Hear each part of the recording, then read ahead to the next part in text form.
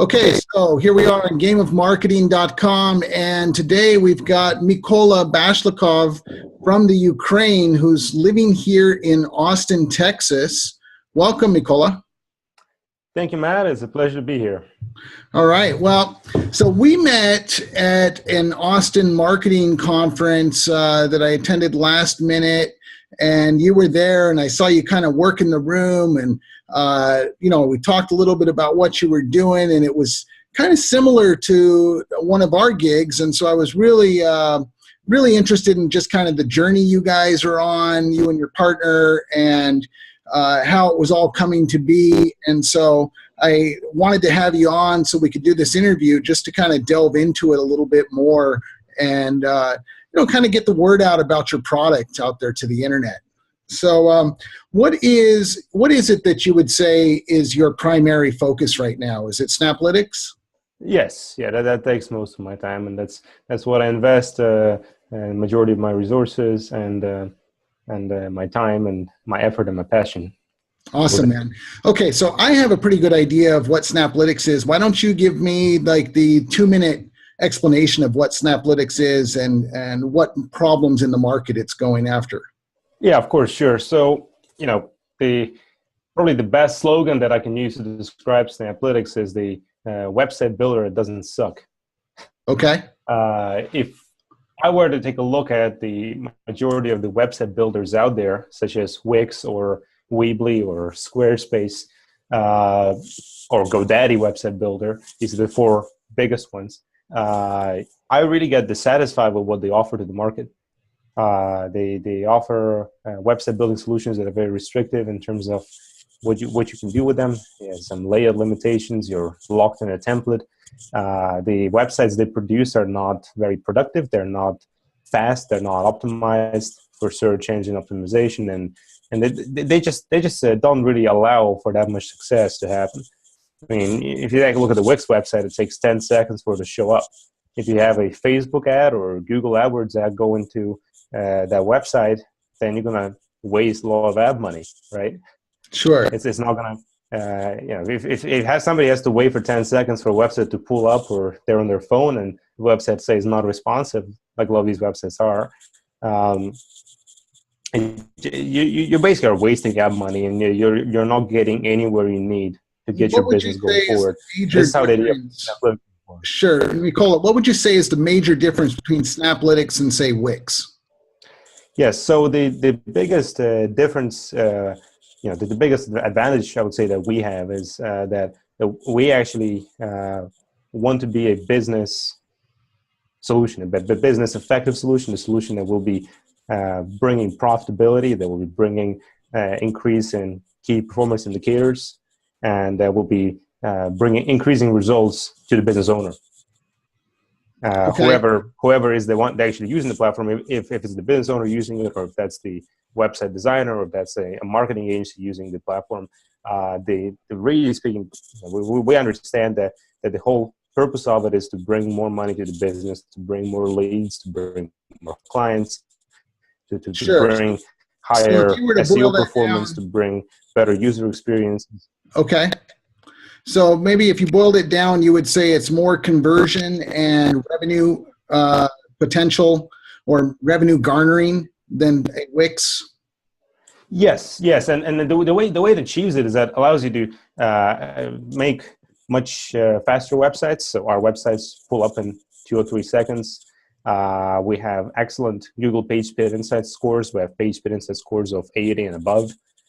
People switch to us from Squarespace and Weebly, and they go up from PageSpeed score of 40 or 50. They shoot up to 80, 85, 87, 90, and of course the website becomes faster, and the website goes up in search rankings. We have a small business based up in Idaho who switched to using us, and they went up from Google local search position number 4 to position number 1. Oh, that's fantastic. So let's back up. The store owner is having trouble. He doesn't have any space to sell the stock that he needs because the demand is so high now. Oh, that's great. So let's back up a little bit. Let's back up a little bit and let's talk. This website is about the game of marketing. So we know you guys have a great product or you wouldn't be on the show. Let's talk a little bit about you. So you're originally from the Ukraine? Yes, correct. Okay. And what year did you come to the US? I came to the US about a year ago. Oh, only 1 year ago. Yes. Okay. Correct. And you were in the Ukraine the entire time before that, or other countries as well? I lived in the UK before that as well, but for the majority of my life, yes, I lived in Ukraine. Okay. And so SnapLinux has been around since what year? It's been around since 2016. Late 2016 is when the company was founded, and we launched our first version of the product in the start of this year. And ever since, we worked on improving it. We kind of put out in the market and had a proof of concept of ourselves. We've seen some really happy customers. We've seen where we need to improve, and we got a version 2 launch coming up in a couple of weeks. I'm not giving any release dates, but it's coming up in a couple of weeks. That's what Okay. we made some drastic improvements to it. We changed our pricing model. We're going to have a freemium plan. Now, did SnapLinux used to be called Site Builder Pro? No. No. Okay, I must have saw that. I thought I saw that on Sean's LinkedIn profile, like SiteBuilder.pro or something like that. Oh, yes. We considered a name called SnapBuilder.pro. SnapBuilder.pro. That's Thank the name you. that was considered, yeah. Yeah, that's but right. it never rolled out under that name. Got it. Okay. That was just part of our internal name decision. Okay. And so one of the things that we like to share with our viewers, and I probably should have given you a little more heads up on this, but we like to talk about the DMO, and that's the daily method of operations, which would be just kind of, what does your day consist of? You know, are you in the office at 10 o'clock? Are you there at 7 o'clock? Are you there till 10 p.m.? Are you out of there at 4 p.m.? Would you consider yourself more of the workaholic type, or, you know, how do you drive your day? Well, I would say I'm in the office normally from about 9:30 or 10 a.m. and until about 8 p.m. Okay, awesome. That's my typical office day, Monday through Friday, and I often work on Sundays as well. So Saturday I take off. Yeah. And Sundays I work either from home or from my office. But yes, I will consider myself a workaholic because I do tend to do some work pretty much every day, and most of the days I do work pretty intensely. So yeah, I can see that. A lot of things to do. You know, if you're running, if you're trying to grow a company, you have to manage all things at once. Yes. There's nobody else other than you who's responsible. So if anything goes wrong, you need to be on it. Now, one of the things that I think you could probably comment well on is the quote-unquote American dream of coming to America, starting a business, being able to, you know, make millions of dollars or whatever the number is that you're after. How's it treating you so far? Well, I have to say that it's quite good. You know, I would say that when I came to the United States, I had a slightly different vision of what I thought it would be to what it turned out to be. And what did you think it was going to be? I don't want to go. What I think it was going to be, well, you know, the country I come from, a lot of people are, I would say, very dreamy about the United States, and a lot of them are just dreaming to leave Ukraine and go to the US, and they don't really know what it's about. They just think it's going to be better 100%. Yeah. You know, in any shape or dimension. I never had that vision, you know. So you know, I was always skeptical about things. I would always be very alert about things, and I was never. I never been falling in love with the U.S. You know, and I never have, and you know, I personally do not have any. At this moment, I don't really have an immigrant intention. I'm in the U.S. in a non-immigrant status right now, and I'm on a treaty investor status here that allows me to grow my business, but I don't have a permanent residency in this country. Gotcha. And at this moment, I'm not intending on obtaining one.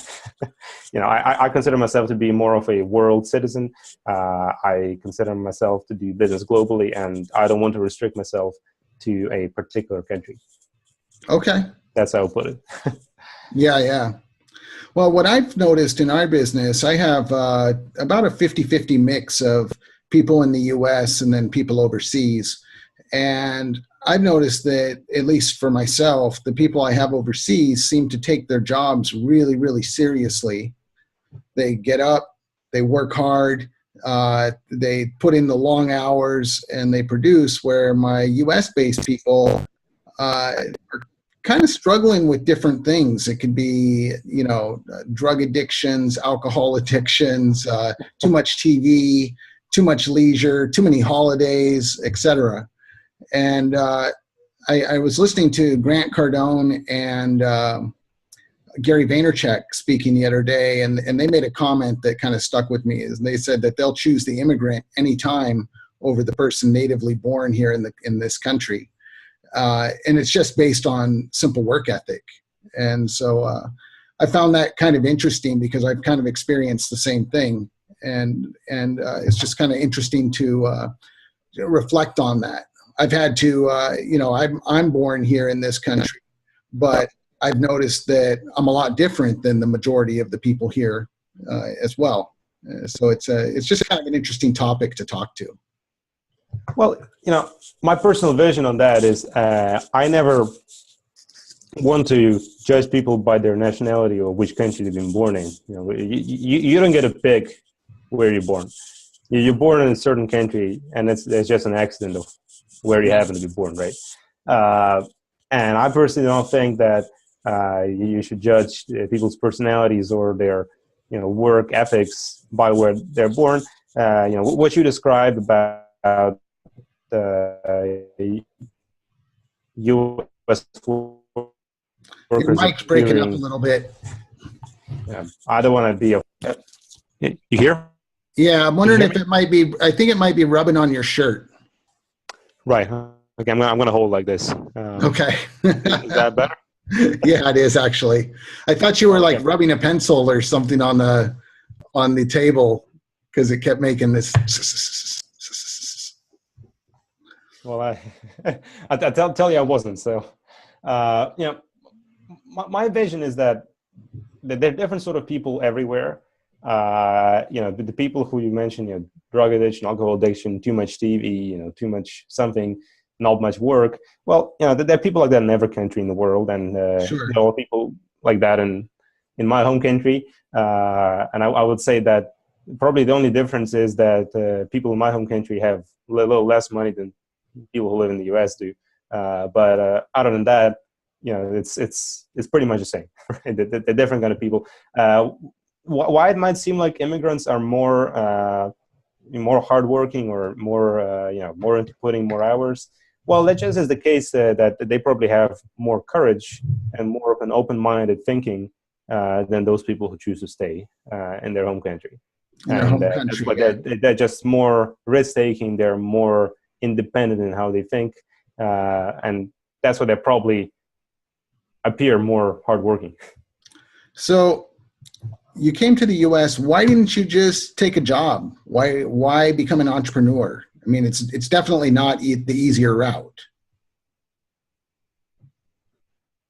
It's not an easier route, but I never choose what seems to be easy. That's not how I make decisions. That's just not my decision-making process. I do not decide things by this is easy, I'll do it. I decide things by this is something that I think is a good thing to do. Will produce some good results, and there's something I would like to do. A lot of people who are working as employees and they're working wonderful jobs, and but there also are a lot of people who work as entrepreneurs, and they do stuff well, and there are all entrepreneurs who don't do stuff well, and all entrepreneurs are being way too chaotic and don't get a structured process laid out. So it just really depends on what you can do and what you want to do, and whether you're able to do it. So that's how I made my decision. I realized that I'm good at structuring the process and making things happen, and I thought, well, I'll give it a go, and so far it's been working pretty well. So now, would you say that the ultimate goal of SnapLinux would be to sell the company? I personally do not have an intention to sell my company yet. Obviously, I don't want to reveal anything that might cause any controversy around it. But at the moment, there are no plans on. The reason that I asked that is I'm saying it kind of in relation to the job question. Did you see a bigger payout in having your own company than working for an Amazon or a Google, etc.? Oh yeah, of course. I see a much bigger payout, and I see a lot more freedom for myself in what I can do, and a lot more enjoyment and emotional satisfaction out of it. It comes with a lot of responsibility, it comes with a lot of stress, and I'm sure, Matt, that you know that because you have your own businesses, and you know what it is like to be a business owner, and we both know it. So, yeah. It's a decision that you make, and once you make that decision, you never go back, right? You never go back. Yeah, I have not had a job with W-2 since 2001, so it's been a little while now. And I don't think I could go back. I think I'm so broken to the traditional model. One of the sayings I like is they say that to be a successful entrepreneur, you have to be able to be kind of off balance, off kilter, and still make rational decisions in the middle of chaos. And I think that as we get better at doing that, we have more successful companies. Yeah, you need to be able to make decisions under stress. Yes, that's essentially the same thing. Sure. So one of the questions that I had for Sean was about his kind of aha moment with SnapPlayer. And what happened there was he got really sick of being forced to watch through videos, right? And he wanted to create this chapter capability. And I took a look at it, and it's really nice looking technology. Is there an aha moment or a discovery moment behind SnapLinux that caused you guys to go after this web builder market? Surely. The SnapPlayer is something that has been kind of on hold for now, and we still plan on releasing it at some point. We just, it wasn't that high on a priority list as SnapLinux was, so that hasn't died yet. SnapPlayer was Sean's idea, and he pitched it down here in Austin in September last year. That's where I met him, and that's where we started talking. That's where we started working on things. At some point, Sean has realized the tremendous opportunity that SnapLinux has had to him.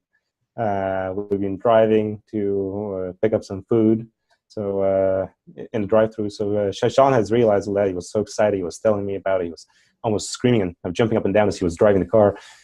He got to the drive-thru, ordered the food, paid for it, and left. Forgot the food. Yeah. That's awesome. So he was that excited. That's how I would tell you. That's the aha that he had.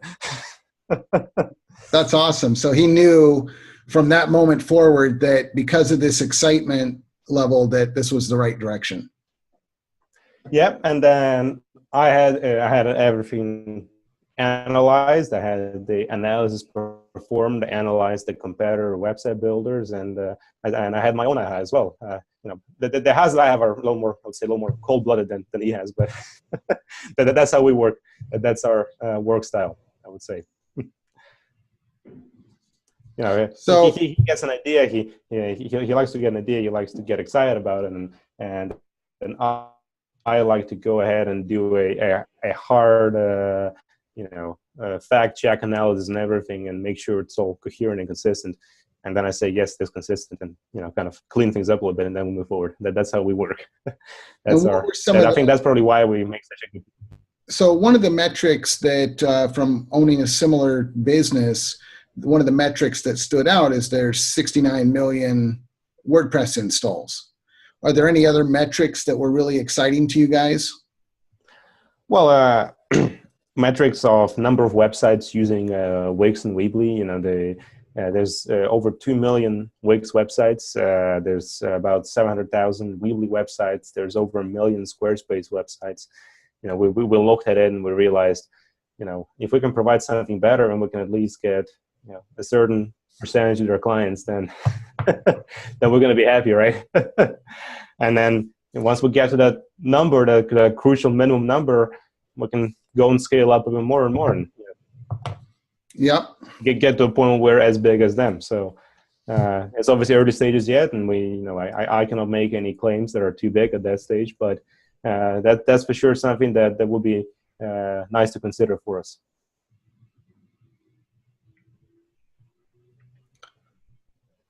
So if someone was getting started as a internet marketer or a company that was going to need your business, need your services, what are some of the tips that you would give them towards starting their business?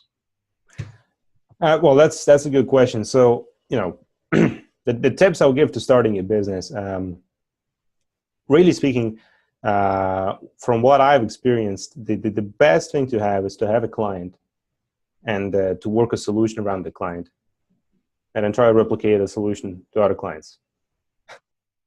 That's the better approach. And actually seeing, trying to understand what the customer wants from you, trying to provide the service or the product that customer exactly needs, and actually solve the problem to them.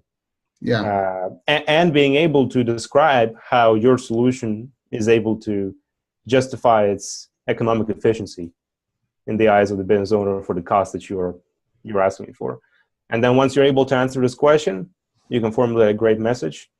You can create a product or service offering. You can go to SnapLinux.com, create your website, create some landing pages, put some ads to it, do some press releases. The press releases, I think, are very good.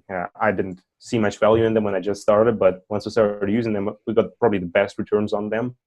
Mm-hmm. They're free as well. You can produce your own press release, and you don't have to use something like PR Newsletter. You can just reach out to writers directly, and that's what I would actually recommend. So we do.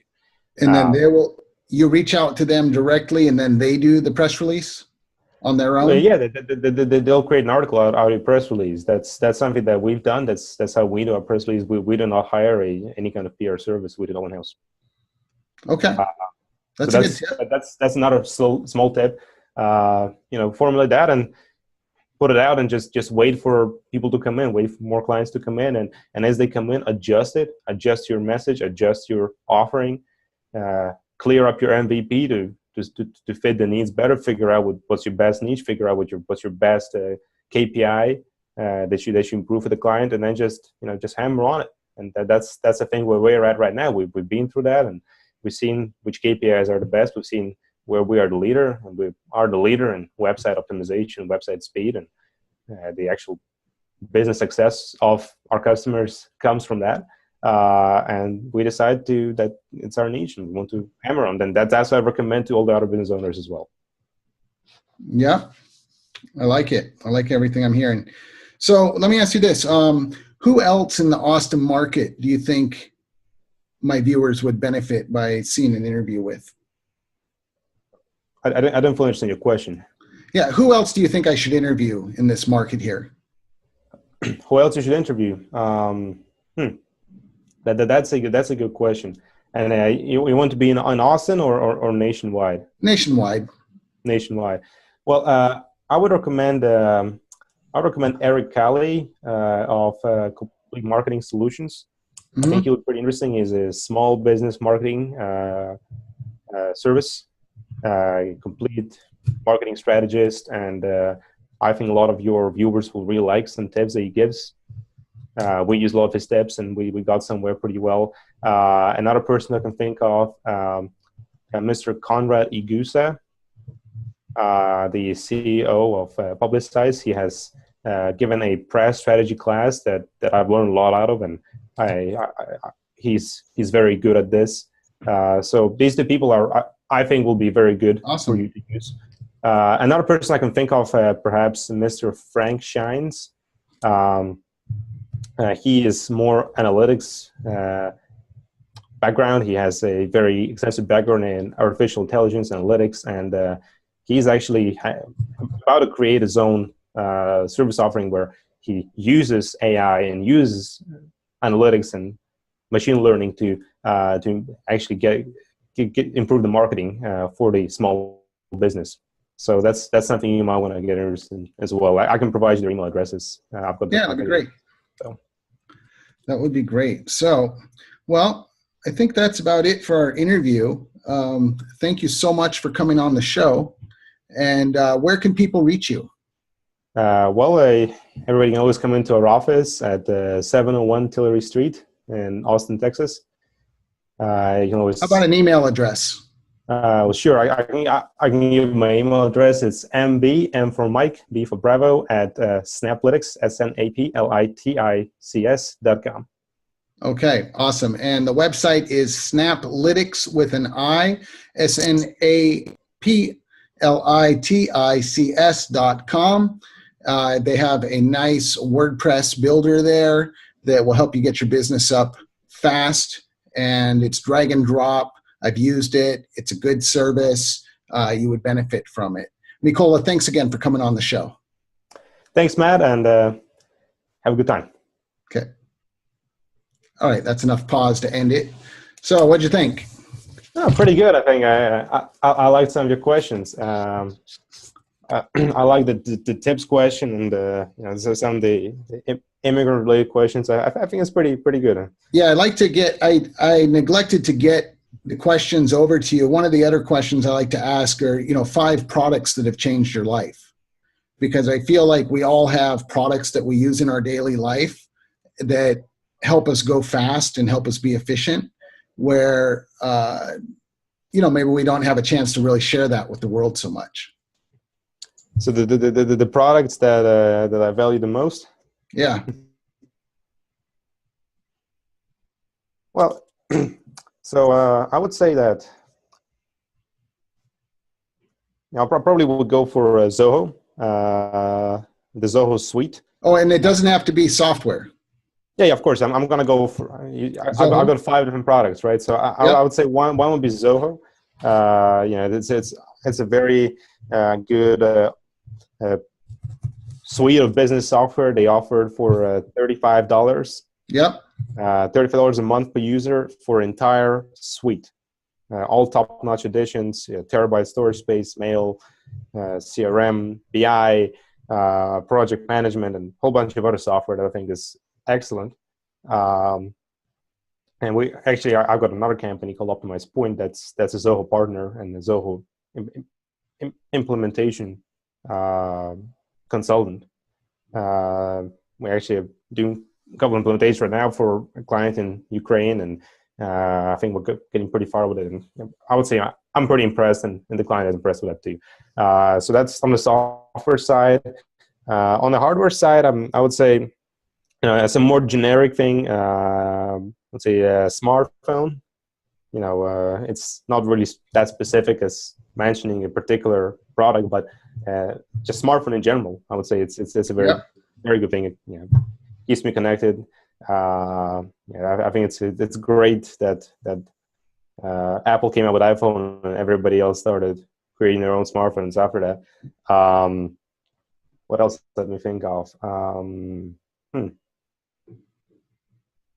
A bike. That's what I use to get to work. Mm-hmm. What else? Skype, and I won't say Skype. I would say video conferencing in general.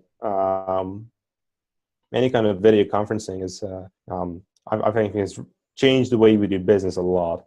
Yeah. There's a new one coming out called Stride. Are you aware of that? I haven't heard of that, no.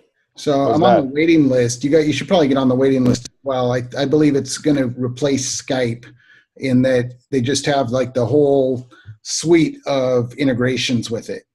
And it has files, it has images, different attachments, all right here on the right, like boop, boop, boop, boop, down your screen.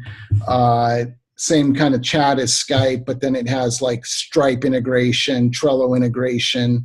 I'm sure it'll work with Zoho, et cetera, et cetera. Right. I believe it's. I'll take a look at that. Yeah, I believe it'll probably replace Skype, but we've used Skype up until now. Yeah, I mean, Skype is something hard to get to get out of. I personally will say I would use. We use Zoho, obviously Zoho Chat, Zoho Click, Skype, Viber. Yeah, heard of Viber? Of course. Yeah, Fiverr's good. Yeah, that's what I use a little bit. You said Upwork? Yeah. Well, Upwork's good, but it's also expensive. Right. I find it really cheap. I think it depends on what you're used to paying for stuff. But you know, I find it pretty inexpensive compared to what I'll pay for something here in Austin. You're saying Upwork? Upwork. Yeah, so they do take like about what, 10% fees they take? Oh, you're saying to be the provider. No, I'm saying I buy stuff on there. You buy stuff on Upwork? Yeah. I buy dev stuff. I buy graphic design, you know, whatever voiceovers, audio editing, video editing. Oh, so you buy like fixed price gigs in there? Fixed price. I'll usually set the price. Right. Okay. Yeah, you can't let someone else set the hourly on you. Yeah, okay, I got it. Sorry, because when we use Upwork, you know, we use Upwork for our development staff. You know, our development staff that's out in Ukraine. So and that's tough. Yeah, we did that before, and their fees were cutting into their ability to be competitive too much. So we had to pull it outside. Yeah, same. You know, and it's kind of like, you know, yes, you have some sort of protection in there, and they do give you a lot of ways to protect yourself from any kind of fraud or any kind of, you know, lies or cheating on you. But if you find somebody who you can actually trust, somebody who you can converse in their own language with, and my developers are in Ukraine, and I can talk to them in my own language if I need to. Yep. You know, we just pay them directly. You know, we don't pay them through Upwork. Yeah. And we don't track their hours in Upwork. We have our own little time tracking system, and you know, it doesn't need any percentages. They just log their time in there. Yeah. So, awesome, man. That's probably a better thing. What I actually find about a lot of like labor outsourcing is that there are a lot of firms out in Ukraine, for example, that do provide these kind of solutions where they have a bunch of developers on staff, and they provide you a part-time or full-time developer, and they have a project manager on there. What I found is that they tend to do worse jobs than independent freelancers. They tend to charge more, and they don't do as good of a job as the independent guys. Now, not all independent guys are obviously that good, but if you find some independent folks that actually do a good job, if you find a way to excite them with your product, with your project, and make them feel they're part of something great, they're going to work enthusiastically. They're going to work overtime, unpaid. Yeah. They're going to do a great job. They're going to document well. They're going to talk to you anytime. You know, they're going to work at 3 o'clock in the morning, their local time, and they will produce better quality work. And of course, because there's no agency taking any kind of cut or commission, you end up paying a lot less, and they end up getting more as well. Yeah, exactly. So that's Mykola, I'm going to try and squeeze one more interview in before lunch. But all right. Thank you so much for your time, man, and I'll send you the link once this is up on the site. Surely. Well, thank you, Matt. And so we're going to see each other on Friday. Yeah, that's the plan.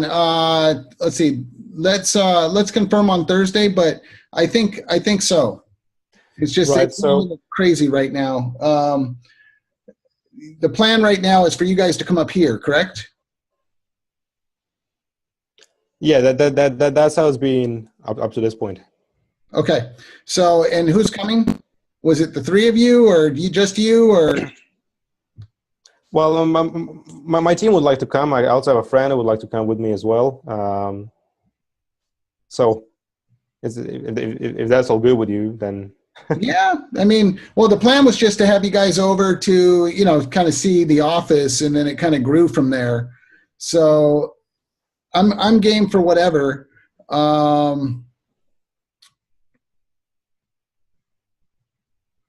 What's the date on that? That's the 13th? That's this Friday. I'm going to take a look at what day it's going to be. So today is the 10th. So yeah, that will be the 13th. Correct. Okay. Friday the 13th. Great.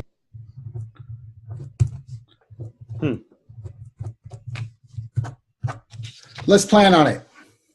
Okay. All right. So so just shoot me a little update on Thursday, and then I'll tell you how many of us will be there. And so as far as we'll come to your office first. You talk in there a bit, and then we'll just go to a little place. We got a bunch of places within. We got a bunch of places within walking distance. Right. Okay. Okay. Great. All right. Sounds good. Perfect. All right. Well, thanks, Matt, and I appreciate your time. Thanks. All right, Mykola. Take care, man. Bye.